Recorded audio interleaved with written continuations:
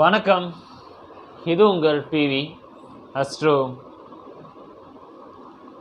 லைஃப்பில் உயரும் சரி தாழ்வும் சரி, நன்மையோ அல்லது தீமையோ, ஏற்றமோ அல்லது இறக்கமோ எல்லாமே நம் ஜாதகத்தில் உள்ள கிரகநிலை தான் காரணம்.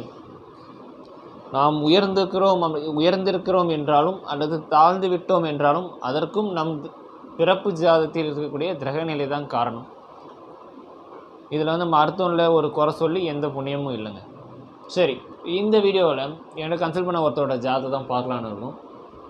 அதுக்கான அவங்க கன்சல்ட் பண்ணக்கான காரணம் என்ன அப்படின்னா, திருமண ரீதியாக திருமணமாகி அவள் பிரச்சனையாகி பிரிவினை நடந்து விட்டது. மறு திருமணம் நடக்குமா அப்படின்றது கேள்விக்கு தான் அவங்களோட பேரண்ட்ஸ் என்கிட்ட கேட்டிருந்தாங்க. ஸோ அந்த ஜாதகத்தை தான் இந்த வீடியோவில் பார்க்கலான்னு இருக்கும். அது அவங்களோட பர்மிஷன் கேட்டு தான் நம்ம போடுறோமே. ஸோ ஸ்க்ரீனில் அந்த ஜாதகம் வருது பாருங்கள். இது ஒரு ஆணோட ஜாதகட்டம். இவர் பிறந்திருப்பது மகர லக்னம்.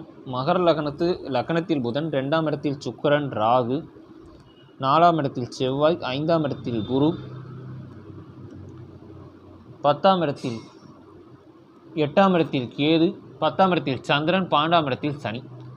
அட் பிரசன்ட் நடைமுறை உள்ள தசாபதி சனி திசையில் சுக்கிர புத்தி ஓடிட்டுருக்கு.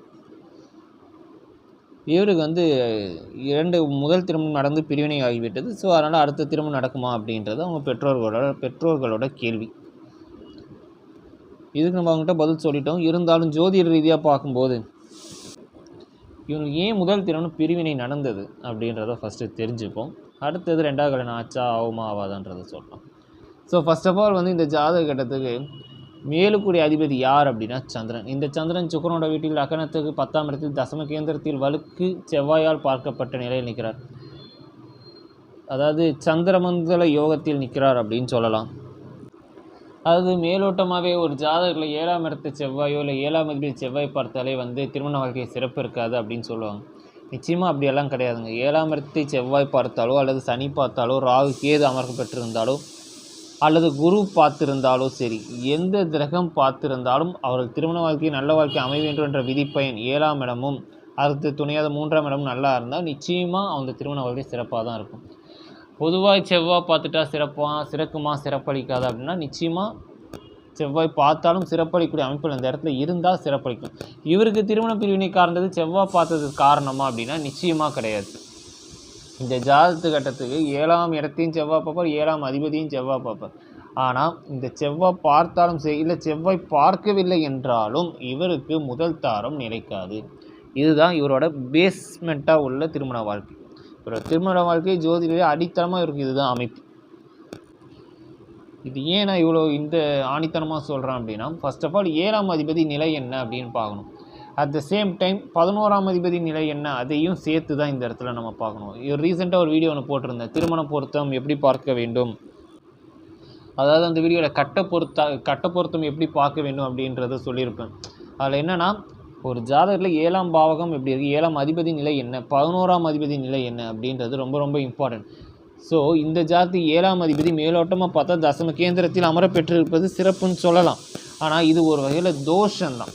இது எஸ்பெஷலி இந்த லக்கணத்துக்கு, நான் எல்லா லக்கணத்தும் சொல்ல வரல, இந்த லக்கணத்தை பொறுத்து. ஏன்னா மகர லக்கணம் 7 கூடிய அதிபதி சந்திரன் ஒரு கேந்திராதிபதி.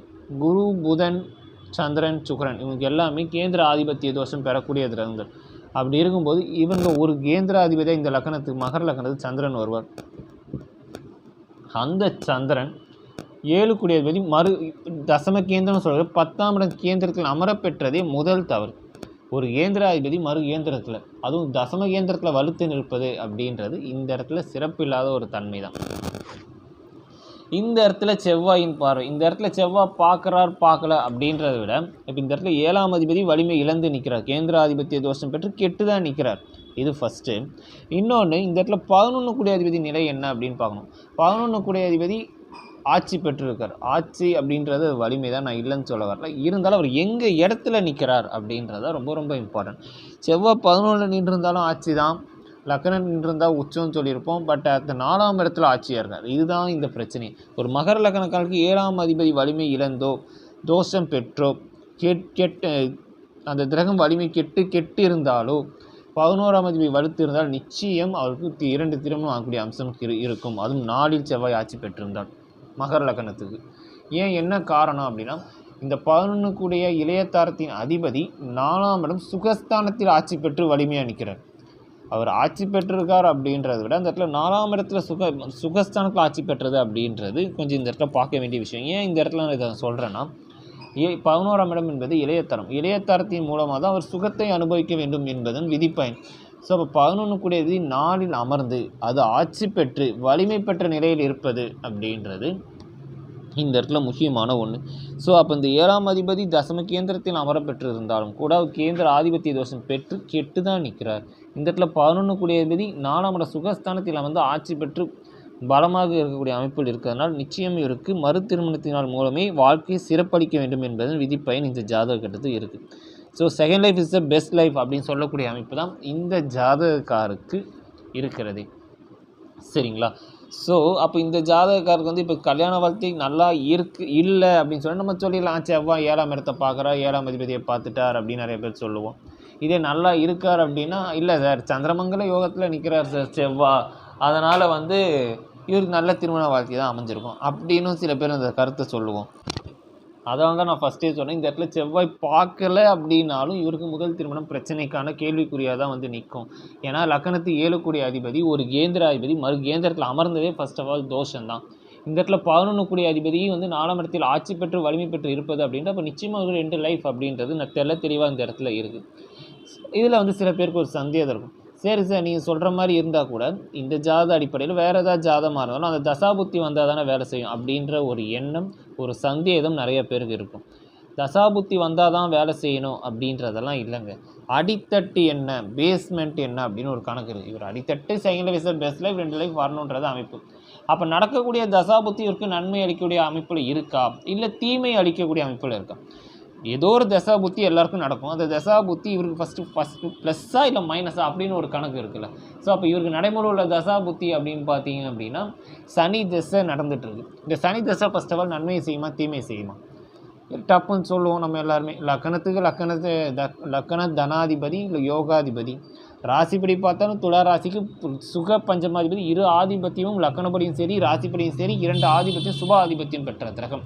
ஆனால் லக்கணத்துக்கு லக்கணாதிபதி தனாதிபதி அப்படி ஒரு நல்ல கிரகம் லக்கணத்து பாண்டியில் அமர்ந்தது ஒரு வகை தவறு.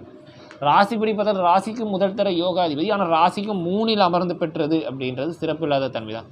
சரி, அது வீடு கொடுத்த ஆட்சி உச்சம் பெற்ற நிலையில் குரு நிற்கிறாரான்னா அவரும் இல்லை. லக்கணத்துக்கு 5ல் குரு சனி வீடு கொடுத்த சனிக்கு வீடு கொடுத்த குரு சனிக்கு 6ல் தான் நிற்கிறார். அப்போ இந்த இடத்துல சனி மறைந்து தான் நிற்கிறாரே தவிர நிறைந்து நிற்கவில்லை. இந்த லக்கணத்தை பொறுத்தவரைக்கும் சனி நிறைந்து நின்றால் மட்டுமே மிக சுப பலனை வாரி வழங்கக்கூடிய ஐஸ்வர்யம் கிட்டும். அப்போ இந்த லக்கணத்துக்கு அப்போ சனி தசை சில பல பிரச்சனைகளை கொடுக்கணும் அப்படின்றது விதிப்பயன் இந்த ஜாதகத்துக்கு தெளிவாக இந்த இடத்துல நிற்கிறது. சரிங்களா? ஸோ அப்போ நடக்கக்கூடிய தசாபுத்தி அடிப்படையில் பெருசாக ஒன்றும் ஸ்ட்ராங்காக இல்லை. அப்போ பிரச்சனையை சந்திக்கணும். எதில் சந்திப்பார்? இவருக்கு எந்த ஸ்தான பலம் வீக்காக இருக்கோ அதில் தான் அந்த திறங்கள் ஊட்டும் உணர்த்தும். அப்போ இவருக்கு திருமண வாழ்க்கை சிறப்பளிக்கூடாதுன்ற அம்சம் இருக்குது. ஸோ அப்போ இந்த வாழ்க்கை பிரச்சனைக்கான அம்சமாக வரும். திருமண பிரிவினை நடந்து மீண்டும் ஒரு மறு திருமணம் நடக்கக்கூடிய அமைப்பு உண்டு. சரிங்களா? சரி, இவருக்கு 2வது திருமணம் நடக்குமா? நிச்சயமாக நடக்கும். எப்போ நடக்கும் அப்படின்னு கேட்டிங்க அப்படின்னா இவருக்கு எப்போ நடக்கும் அப்படின்னா இவருக்கு வந்து இப்போ நடக்கக்கூடிய சனி தசை சுக்கிர புத்தி நடைமுறையில் இருக்குது. சனி தசை சுக்கிர புத்தி அப்படின்றது ஒரு நல்ல பாசிட்டிவான ஒரு டைம் தான்.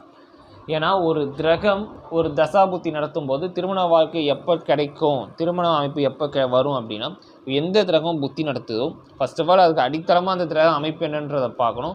இன்னொன்று புத்திநாதன் தசாநாதனும் புத்திநாதனும் நடக்கக்கூடிய புத்தி அந்த பாவகத்தோடு தொடர்பு பெற வேண்டும். அதாவது அது இப்போ சுக்கிர புத்தி நடக்குதுன்னா அந்த சுக்கிர புத்தி மூலமாக ஏதோ ஒரு பக்கம் அந்த 11ஆம் இடம் இயங்க வேண்டும். பார்வையிலையோ சேர்க்கையிலையோ நட்சத்திரத்திலேயோ ஏதேனும் அந்த 11ஆம் இடம், ஏன்னா ஒரு மறு திருமணத்தை பற்றி தான் பேசுகிறோம்.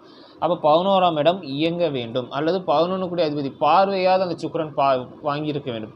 இந்த இடத்துல என்ன நடந்துச்சு அப்படின்னா இந்த இடத்துல சுக்கிரன் லக்கணத்துக்கு 2ஆம் இடத்துல சுக்கிரன் ராகு சூரியனோட பின்னப்பட்ட நிலையில் நிற்கிறார்.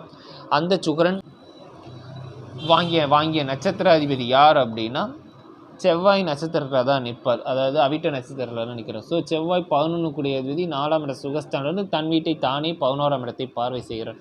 ஸோ அப்போ நிச்சயமாக சுக்கிர புத்தியில் திருமணம் அரங்கேற பெறும்.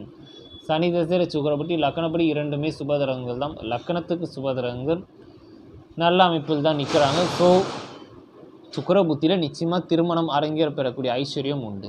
ஸோ இதான் விஷயம். அப்போ ஒரு ஜாதக கட்டத்தில் எந்த கிரகம் பார்க்குது பார்க்கல அப்படின்றத விட அது சுபர் பார்க்குறாரா அசுபர் பார்க்குறாரா அப்படின்றத விட அந்த ஃபர்ஸ்ட் ஆஃப் ஆல் 7ஆம் அதிபதி நிலை என்ன மற்றும் 11 கூடிய இளையத்தரத்தின் அதிபதி நிலை என்ன, 7ஐ விட 11 வலுத்திருந்தாலும் 2 திருமணம் நடக்கக்கூடிய அம்சம் உண்டாகும். சரிங்களா? ஸோ அப்போ இந்த இடத்துல 7ஆம் அதிபதி மேலோட்டமாக பார்த்தா தசம கேந்திரத்தில் வலுத்திருக்கார் அப்படின்னு சொன்னாலும் ஒரு கேந்திராதிபதி மறு கேந்திரத்தில் வந்து கேந்திராதிபதி தோஷம் பெற்று கெட்டு தான் இருக்கிறார். அட் த சேம் டைம் 11 கூடிய இளையத்தரத்தின் அதிபதி ஆட்சி பெற்றது இல்லாமல் 4ஆம் இடம் சுகஸ்தானத்தில் ஆட்சி. நார்மலாகவே யதார்த்தமே நிறைய பேர் ஜாதகத்தில் 7ஆம் இடம் ஓரளவு வலிமை இழந்தோ ஒரு ஆக்கியது தோஷத்திலேயோ நீசம் பெற்ற நிலையில் இருந்து 11 கூடிய நாடில் இருந்தாலே இளையத்தரத்தின் மூலமாக தான் சுகத்தை அனுபவிக்க வேண்டும் என்ற விதிப்பயன் வந்து வரக்கூடும். ஸோ அப்போ இந்த ஜாதகத்தை அந்த இடத்துல 4ஆம் இடத்தில் அமர்ந்து ஆட்சி பெற்ற நிலையில் இருப்பதனால் இவருக்கு 2 திருமணம் அமைய வேண்டிய அம்சம்ன்றது இருக்குது. அந்த 2ஆம் லைஃப் தான் பெஸ்ட் லைஃபாக இருக்கும். So second life is best லைஃபாக அமையும். அந்த திருமண வாழ்க்கையை சிறப்பாகவும் இருக்கும். இதில் எந்த சந்தேகமும் இல்லை. சரிங்களா? ஸோ இதுதான் கான்செப்ட். அப்போ ஒரு ஜாதக கட்டத்தில் திருமண பொருத்தம் அப்படின்னு பார்க்கும்போது 7ஆம் இடம் எப்படி இருக்குது, அதுக்கு கோயிடம் 3ஆம் இடம் நன்றாக இருக்கிறதா பார்க்க வேணும். இதை விட ரொம்ப முக்கியம் 11ஆம் இடம் வலிமை இழந்திருக்கிறதா அப்படின்றத பார்க்கணும். அது இழந்திருந்தால் மட்டுமே அது சிறப்பினை கொடுக்கும். சரிங்களா? நாம் அடுத்த வீடியோவில் வேறொரு தலைப்புடன் சந்திப்போம். நன்றி, வணக்கம்.